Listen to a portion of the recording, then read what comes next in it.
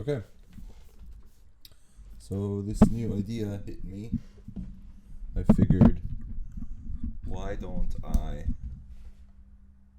read self-help books? Why don't I read self-help books out loud? So that not only me, but more people can get a use of these books. This one is Mindset by Carol S. Dweck. I've read the first chapter, and that's when the idea hit me. I've had this idea many years back, and I've had it a couple times since then, and I think it's time that I execute on that idea, which is read out loud. Maybe more people can get a use of it. Maybe this will be a little fun self-help community that is here to support each other and do good stuff for one another, to improve and to do well, and to live a happy life, which is the ultimate goal, right? The ultimate almighty goal. I'm going to skip the introduction, so I'm going to skip right to chapter 1, which is called Mindsets. Mindsets with an S. So you can, I guess this is the first chapter, so she will be explaining. It's not many pages, but just get the ball rolling, see how this goes. Maybe this will be fun for me as well. Hopefully. I enjoy reading.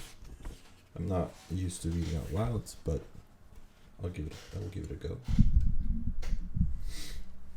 Chapter 1.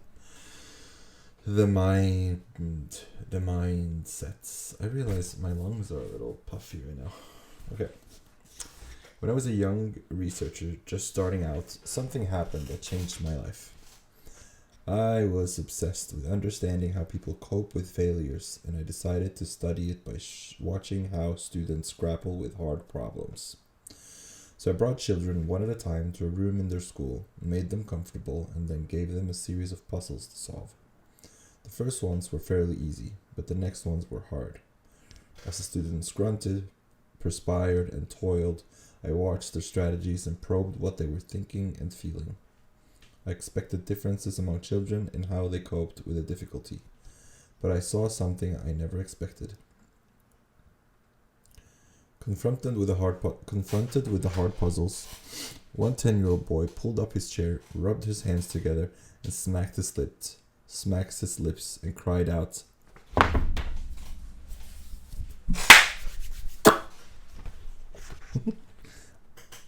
"I love a challenge."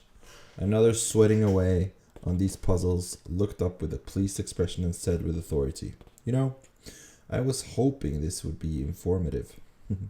I was hoping this would be informative. It's more like a statement, it sounds like. What's wrong with them? I wondered. I always thought you coped with failure, or you didn't cope with failure. I never thought anyone loved failure. Were these alien children, or were they on to something?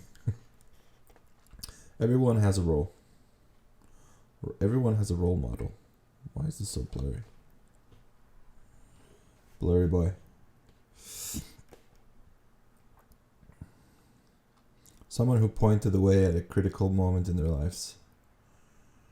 These children were my role models. They obviously knew something I didn't, and I was determined to figure it out, to understand the kind of mindset that could turn a failure into a gift.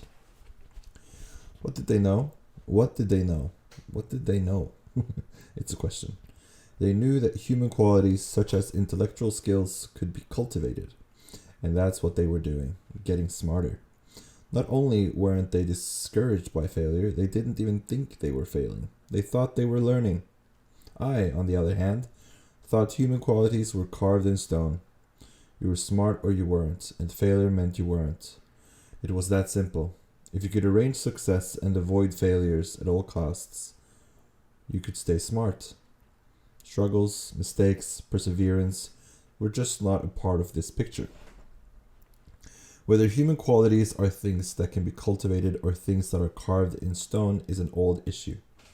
What these beliefs mean for you is a new one.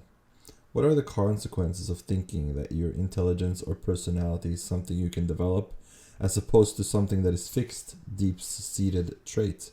That's an interesting thought. Let's first look in on the age-old, fiercely waged debate about human nature, and then turn the question of what these beliefs mean for you.